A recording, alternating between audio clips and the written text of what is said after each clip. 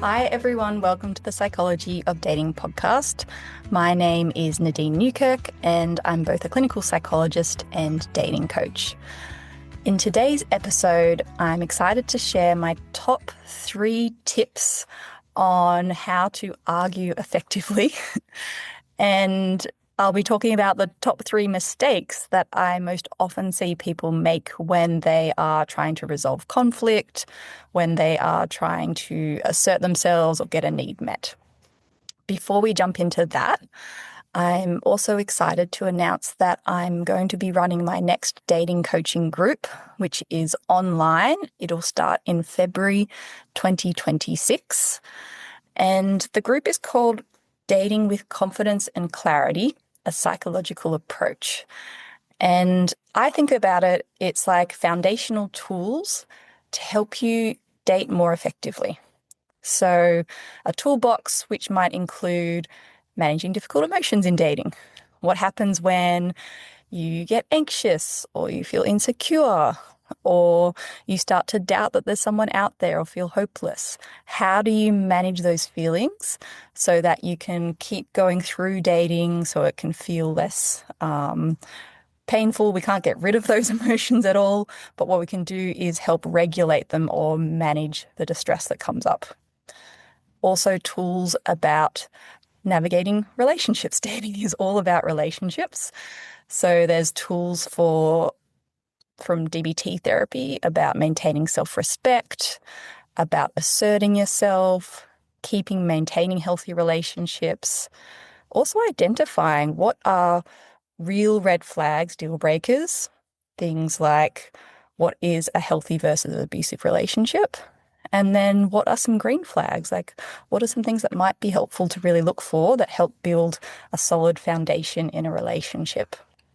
And then we've also got more practical tools like meeting people in person, how to start and approach that, online dating, how to get through the online process without burning yourself out, trying to maximize your chances of making matches and things like that. So if you're interested in this group, I really encourage you to jump on my website, nadineNewkirk.com. It'll be in the episode show notes. The group has limited spots because I want to make sure that everyone has a chance to ask questions, to talk, to get some coaching.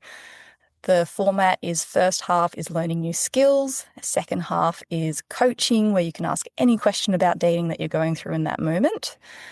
And it'll be my last group before I go on maternity leave again. So I'm going to have my second child. And if you've been listening to this podcast and thinking about getting in touch, now's the time, because I'll be away for a while. So yeah, jump into this February 2026 spot. Okay, so let's jump into today's content. Specifically, what are the top 3 mistakes that people make when they're trying to resolve conflict or, get the point across to their partner? And what are 3 kind of skills or reframes that you could do differently that might make it a little bit easier for the other person to listen to what you want? Okay, so number 1 is when you are describing the issue to your partner, remain neutral and factual. What does this mean? It means if you were to present this case to court and you had to present the objective facts, what would you say? If you are like, you never spend time with me and you never prioritize me, you're just more interested in going out with your friends, is that facts? If we're using all or nothing words like never and always, that is not a fact. So we want to be specific, really specific about the situation. On the last 3 occasions, the last 3 weekends, you have gone out to events with your friends and we haven't had much time to spend together. Okay? Even there, I could be more specific, much time together. Maybe we spent, 2 hours out of the 3 weekends hanging out. Okay?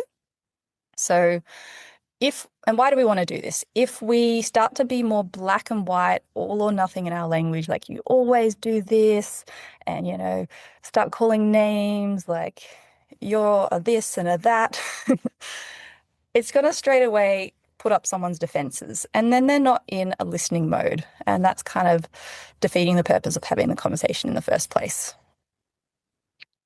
The second point, if you want someone to listen to your perspective, to hear what you have to say, we can give a little bit to get a little bit.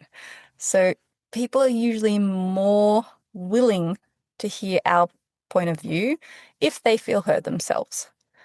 So one way that you could do this is to first of all give a bit of time and space to listen to the other's point of view. So in the example I was just saying, maybe someone's really feeling like they want to spend more time with their partner. They might be curious.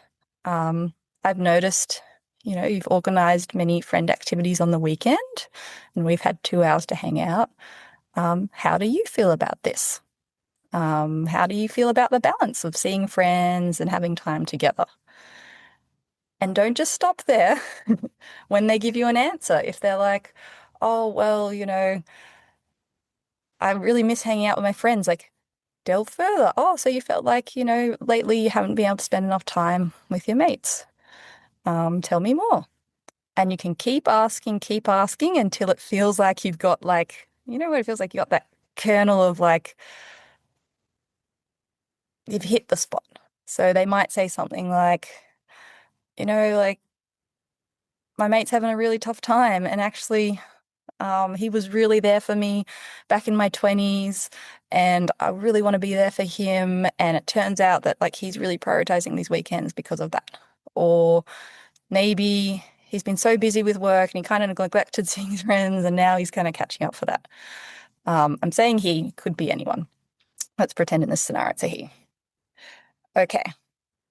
So once you hear the other person's point of view, we want to reflect back. We want to validate. So reflecting back is just saying a simple sentence of what you hear. It lets the other person know, I'm listening, I've understood. Oh, okay. So that mate, I didn't realize how much he helped you in the past. Like, yeah, I really understand that you would want to help him out now. That is validating. You know, showing someone that their perspective, their emotions make sense. So you can say, wow, I can hear that you really care about your friend. You're validating the emotion. Or you can say, gosh, you're feeling really worried that he wouldn't think that you're there for him. You're validating maybe a fear or a thought that they're having. Okay. Once feels like the other person's been understood, then you could say, like, is it okay if I share my perspective or how it is from my side or some things that are going on for me? And usually the other person's a bit more willing. I can't guarantee anything. As skillful as you can be from your side, we can't guarantee how the other person shows up. However, if we are most effective and skillful from our side, it's going to maximize your chances the other person can show up that way.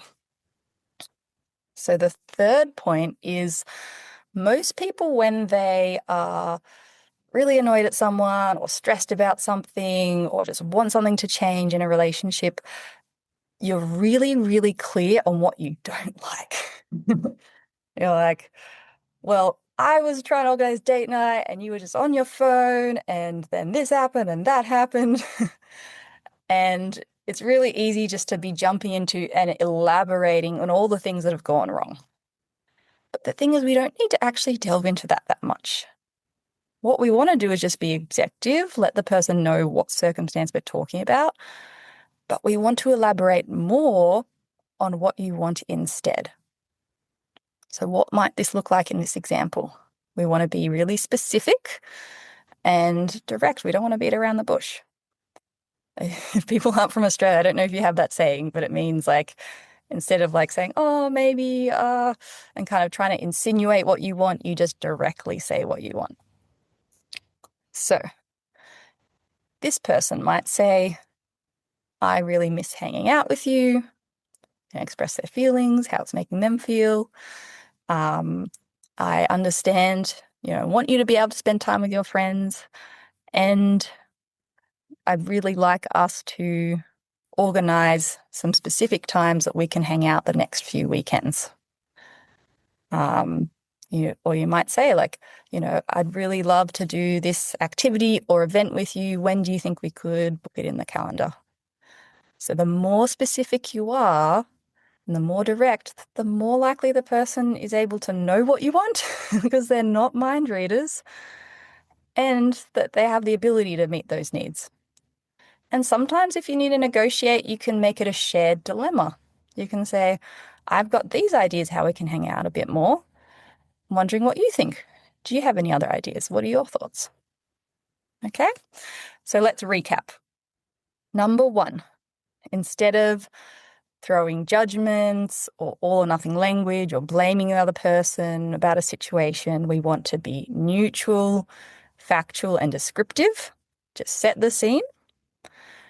Second tip is to listen to the other person's perspective, reflect back what you hear, validate what they're saying. Doesn't mean you have to 100% agree. We can have 2 different perspectives and you can still validate the other side. It doesn't take away your perspective. And then third point is be specific for what you want. So don't just say, we need to hang out more. What does that mean? For some people, hanging out more might mean once more in the week. For some people, it might mean let's hang out 4 times a week. Does it mean when we hang out for an hour, or does it mean that we have a whole day together? So, you will be unique in your relationship and your needs and what you're feeling like is really important to you. So we want to be specific and clear.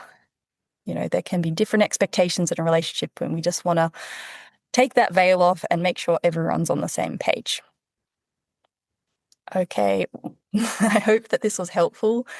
And please know that if you're in a heat of an argument, it's sometimes hard to do these skills. It's totally fine to go back to the conversation later, to, visit the conversation several times, and you can bring these skills in then as well. It's never too late.